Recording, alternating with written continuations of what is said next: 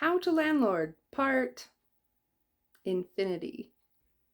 So today we learn how to replace a flat top range oven. Have I ever done it before? No. Do I have any clue what I'm doing? Not really. Am I gonna learn and do it anyway? You bet your bottom I am. Start by unpackaging the new one and see what kind of instructions it has. And then there was another box. It's a babushka. So I realize, after looking a little closer, that I don't know if I was supposed to order an electric or a gas. I thought it was an electric stovetop range, flat top, but now I'm not sure, so I'm outside looking. I'm not seeing any gas lines out here where the oven was, so I think we're good to say it's electric. It's electric. So when I see wire diagrams, the first thing that should come to mind is electricity. Don't electrocute yourself. We gonna turn the whole dang thing off. Because I'm no electrician, and I don't need to be trying to guess and mess with which breaker goes to what. I'd rather know all of it is off and that I'm safe. And you should too. Into the dark house. Back into the dark kitchen. Maybe I did or didn't think this through clearly. Let's see if I can get some light in here to see what I'm doing. So Squirrel got sidetracked, found this little bonnet that I made in like, I don't know, 3rd grade or something. It's ridiculous.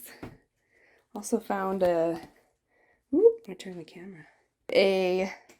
An old prototype photo of a part of a robot that I designed. Went on a robotics competitions. Pretty awesome. Okay, back to work. So I think step 1 to get this guy out of here, the old one, is to unscrew that electric box from it. This creeper snuck up on me in the dark over here.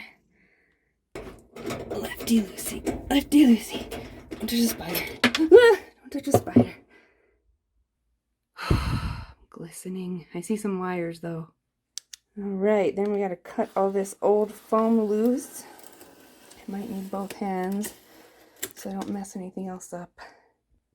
Sometimes you gotta use the tools you got, a little bit of ingenuity. Oh shoot! Use leverage, but be careful because it is a glass top. Thankfully this one was already not working anyway, but now it is more broken. Oops. Rule number 1, don't cut yourself on the glass. I got 2 fingers and they match. Also got me a putty knife because whoever did this last stove put silicone and you're not supposed to, and they put a lot of it in there. But it's starting to come up, so I'm going to keep fighting it. So apparently once you get all that crazy putty off, you can just push it right out. So I'm going to do that with both my little hands. Sweet success. Now I just got to find the wire cutters. Preparation is key. Cut the old wires, then we can prep the new top. And hopefully it fits, because the sun is setting, fighting the daylight, and it's getting real dark in here. Gotta turn the power back on eventually. Step 1, foam. Foam success. Next step is brackets. And power tools. Whoever put all this silicone around the edge should be ashamed. Ugh. Almost, but not quite. You've got to mind the gap. And the sun is still setting. Have to add some brackets. Adding brackets.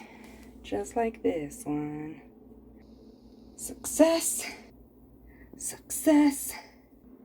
Now I just want to find a couple brackets for that side and this other side just to make sure it's sturdy. Because sturdy is as sturdy does.